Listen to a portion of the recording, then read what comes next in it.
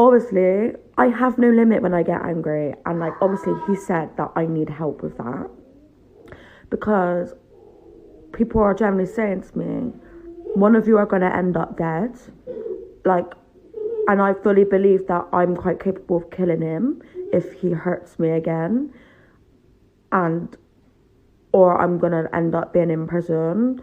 But I don't believe a word that comes out of that boy's mouth. I have to beat the living daylights out of him for him to tell me the truth, and he still don't tell me the truth. He only tells me the truth when he thinks I'm gonna kill him. Like when I get a knife out, like when I stab him, like, oh, I just don't get this kid. These chilling words were spoken by the OnlyFans Abigail White just a few weeks before she murdered her boyfriend.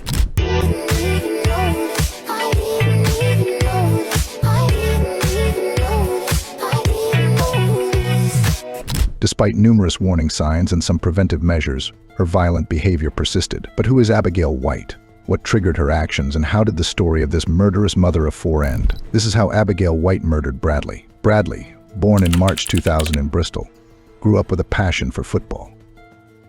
He attended St. Stephen's Junior School and played for a local junior club. After school, he apprenticed as a floor layer. Known for his fantastic personality, Bradley had many friends and enjoyed spending time with them, goofing around and partying. At 14 years old, Bradley was attracted to 15-year-old Abigail White. 2 years later, they dated, but Abigail's past always haunted her. Her father always beat her mother, leading to her parents' divorce. Also, she faced significant abuse by her stepfather, making her end up in foster care, then with her grandparents. In school, she often faces frequent school exclusions due to her behavioral issues. Despite all these, things didn't change but became worse until her adult age. After developing several mental and emotional issues, she was then prescribed antidepressants at the young age of 13. Abigail's life never normalized. She never sought or obtained a regular job and instead took up work as a self-employed creator in the lucrative world of OnlyFans. Dubbing herself the fake Barbie girl Abigail White, who went by the online name of Mitzi Lewis, began to post content of herself pertaining to the world of adult entertainment. She earned over $50,000, $60,000 in her first year. However, her relevance declined over time, and her income dropped to $12,000 a year, losing around 75% of her audience and revenue. Unable to support herself financially, she relied on Bradley's income to help care for their 4 children. 3 of these children were Bradley's. But where did the 4 come from? However, her home life was as unstable as her income. Abigail often used cocaine and frequently overindulged in alcohol, despite claiming she wasn't dependent, even after losing her child to death. Is it terrifying? No, I don't think so. It's the way it is, you know. Everything must come to an end. Her relationship with Bradley became more turbulent and controlling. She accused him of being manipulative and unfaithful, but she also admitted to sleeping with multiple other men. Since they had been together since she was 15, and only 3 of her children were his, the paternity of the 4th child remained unclear. Friends and Bradley's mother saw the relationship as toxic and warned him about Abigail. Social services eventually intervened, banning Abigail from living with Bradley. However, this rule was often ignored. Although Bradley moved in with his mother, Abigail's controlling behavior led her to manipulate him into staying with her most nights. Abigail was egotistical and used social media to seek attention and subscribers for her OnlyFans account. Despite deleting most of her profiles, her TikTok shows a young mother who avoids responsibility and posts out of resentment. In one video, she played a Tinder notification to provoke Bradley. While some posts hinted at their troubled relationship, she tried to present a perfect couple image, highlighting the misleading nature of social media. Of course, if we're talking about personal messages, here is a voice recording she made to a friend. But I don't believe a word that comes out of that boy's mouth. I have to beat the living daylights out of him for him to tell me the truth, and he still don't tell me the truth. He only tells me the truth when he thinks I'm gonna kill him. Like when I get a knife out, like when I stab him, like, oh, I just don't get this kid. But obviously, I have no limit when I get angry, and like obviously he said that I need help with that because people are generally saying to me, one of you are going to end up dead, like, and I fully believe that I'm quite capable of killing him if he hurts me again, and or I'm going to end up being in prison. On March 19th, after a big argument, Abigail stabbed Bradley in the arm. The injury was severe and needed medical attention, And on another occasion, Bradley told a friend on a phone call saying, "Help me, Sophie, she's trying to kill me, she's trying to stab me. She keeps beating me up, she's hurting me." On the day of the attack, Mr. Lewis was at a park with White and another family and told her he didn't want to be with her anymore. Shortly after 5 p.m., surveillance cameras captured Bradley, Abigail, and their friends Ryan and Louise arriving at the Horseshoe Pub. They then proceeded to the pub's beer garden. Meanwhile, Abigail had snorted a line of cocaine just minutes earlier and was now mixing it with alcohol. Abigail was in a difficult mood, displaying a short temper and anger. She caused trouble with other patrons, engaging in several arguments. During this time, a friend found Bradley crying in the men's bathroom. When asked what was wrong, Bradley said he needed to get away from Abigail. He admitted that he was afraid of her but felt he couldn't leave because he believed she might attempt to take her own life again. Abigail's mild aggression escalated throughout the evening. She eventually slapped a man during an argument, prompting him to strike back, causing her to fall before being escorted away. Shortly after, she grabbed Bradley's drink and threw it in his face, angry that he didn't defend her. Bradley, upset, told her to calm down while a friend intervened and separated them. Abigail decided to go home and be alone with Bradley. His friend told her to stop bullying him, to which she responded by spitting in the friend's face. It was at this moment, at 7:50 p.m., that their mutual friend Alfie offered to give them a lift back home. The two accepted his offer, and it's reported that the couple argued the entire way back. Once they arrived at the property, Abigail stormed inside while Bradley said goodbye. One of the last things he said to Alfie was, "I'm dead when I get home."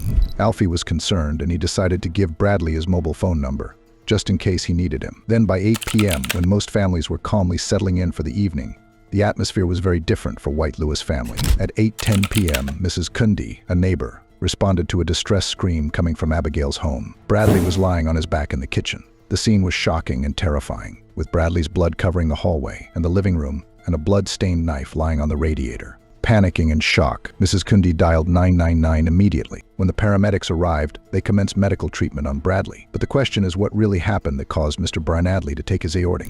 Abigail was acting as if she was totally terrified, claiming that Bradley had stabbed himself in protest after a heated argument. However, officers were skeptical, as it made no sense why Bradley would do such a thing. Although she was allowed to travel with him to the hospital, they kept a very watchful eye on her. Bradley was pronounced dead at the hospital after some hours due to the loss of too much blood. An evaluation from the doctor revealed that his death was caused by a single stab wound to the chest, which penetrated at least 7 centimeters deep into his thoracic cavity by slicing through a gap between his ribs and ultimately into his heart. That can kill someone instantly. After several friends came forward to unveil the toxicity of the relationship, the police arrested Abigail on suspicion of murder. During her interrogation, Abigail refused to answer questions and instead provided a formal statement made with her solicitor. Her initial story claimed that Bradley intended to harm himself, so she took the knife from him to throw it outside. While running down the hallway with the knife, Bradley allegedly caught up, grabbed her wrist, and plunged the knife into his own chest. This story was not believed. Several weeks later, Abigail accepted manslaughter charges 2 months after Bradley's death. In court, White testified she only intended to shock and scare Bradley, claiming they argued because she felt he had not defended her during the altercation at the pub. White denied any intention of hurting Mr. Lewis. While she admitted to lying after stabbing Mr. Lewis, she insisted she was not trying to protect herself. She acknowledged that she was upset and picked up the knife in anger, but maintained that she did not want to harm or kill Lewis. Dr. John Sanford, a consultant forensic psychiatrist, testified that he believed White had a personality disorder, but the facts of the case indicated she was aware of what she was doing at the time of the attack. Dr. Sanford added, "I think it is fair to say she had difficulty controlling her emotions and difficulty controlling anger." Upon reviewing the evidence, the Bristol Crown Court found Abigail guilty of stabbing her ex-boyfriend, Bradley Lewis, in the heart. She was sentenced to life in prison for his murder. After the court sentencing, this was what the father told the public. I'm the father of Bradley Lewis, and I'd like to read this following statement outside the Crown Court today. Being here talking to you today is something that you'd never expect to happen to your family. But now that it has, being the kind of person I am and the remainder of Brad's family, it puts into perspective what other people go through, and my thoughts, as I always have, reach out to them. I do not feel that we have received justice, as we have got ourselves a life sentence. Brad's death has brought so much sadness, not just to his family, but the many people that knew him. Proof of this was shown by the hundreds of people that attended his funeral and events that were arranged in his memory. His popularity has also been shown by the memorials that are on display at various locations in South Gloucestershire. We are, in a sense, lucky as a family to still receive overwhelming support from everyone that knew Brad, Rachel, I, or any other members of our family. And I thank those people for that. There's obviously a lot of thanks to go to people, the police, CPS, the DCI Ben Lavender and his team, and obviously our family liaison officer Mark, Lucy from Victim Support, and obviously at the end of the day the people that got us in a sense over the line are the prosecution. So much has obviously gone on, and it's going to be something that we're going to find very, very difficult to overcome. We also would like to thank, although we may have had our ups and downs, social services, Tracy and Tom, who, at the end of the day, have secured the fact that my grandchildren, Brad's children, will all be looked after until at least they're 18. And rightly or wrongfully, I have to thank Sherry and Tony. I know that's Abigail's mum and stepfather, because they're the ones who have taken on the children, and in the future they will be ensuring that I spend time with my grandchildren, which is going to be a great memory, as will Rachel, which will be a great memory for us of our son. Brad would now be saying, "That's enough now, Dad, just shut up." And my famous saying I'd reply was, "That's my boy talking." Thank you all very, very much. If there are any questions, I'll see if we could possibly answer them. Just if you can, try and sum Bradley up. What kind of a man was he? A man to be proud of. Loving, thoughtful, loved his family, loved his children, loved, unfortunately, the woman that ended up taking his life. But he'd do anything for anybody if he could. And that is shown by his popularity. You know, the number of people have been in touch since what's happened to Brad, and those people are still grieving today. And that is because of what a popular, thoughtful, helpful person that our son was, and as far as we're concerned, he still is.